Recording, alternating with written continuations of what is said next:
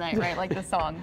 Hey, You know look, what? it makes sense. The lyric makes sense. Yeah, but at first, we have to talk about what's going on right now. We have weather impact alert for tonight through tomorrow morning because of the fog. Once again, we'll be dealing with some fog through Friday morning. Some fog is starting to pop up in a few places now, so if you are going to be driving late tonight or early tomorrow morning, make sure you are using extra caution on the roadways. Temperatures right now are pretty mild in the 60s. It is going to be feeling a bit humid, though, going into tomorrow morning.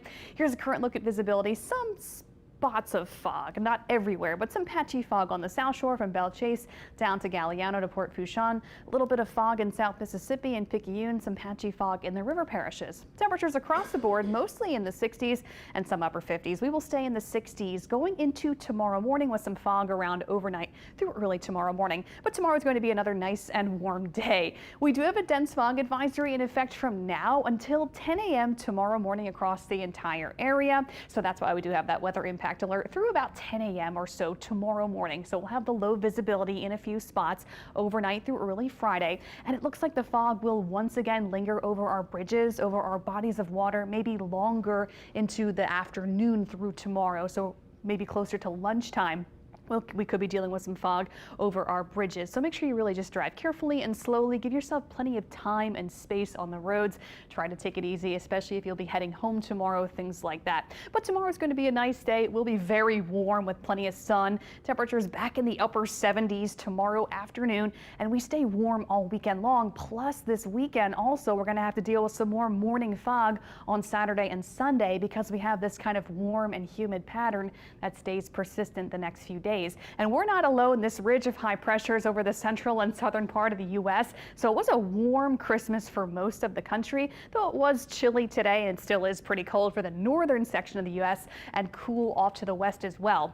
Because of that big bubble of high pressure, most of the United States was dry, did not see a white Christmas, but there is some snow right now happening for parts of the northern plains and the Great Lakes, and some very heavy rain and snow for the west coast. But a large section of the U.S. really didn't see anything for Christmas other than very warm temperatures, and it's because of this ridge of high pressure that stays over the Gulf South through the weekend. So we don't see any changes until next week when this upper trough and cold front comes in. So finally, it will actually feel like winter time starting on Monday here at home, and then get even colder for New Year's Eve and New Year's Day. So temperatures near 80 degrees Friday, Saturday, and Sunday. Very warm through the weekend. We start to cool off on Monday as the front pushes in, and then it's actually going to be cold outside on Tuesday and Wednesday. So for New Year's Eve, you'll want your heavy jackets, and we stay chilly through New Year's Day as well. So we get that nice change that we've been looking forward to.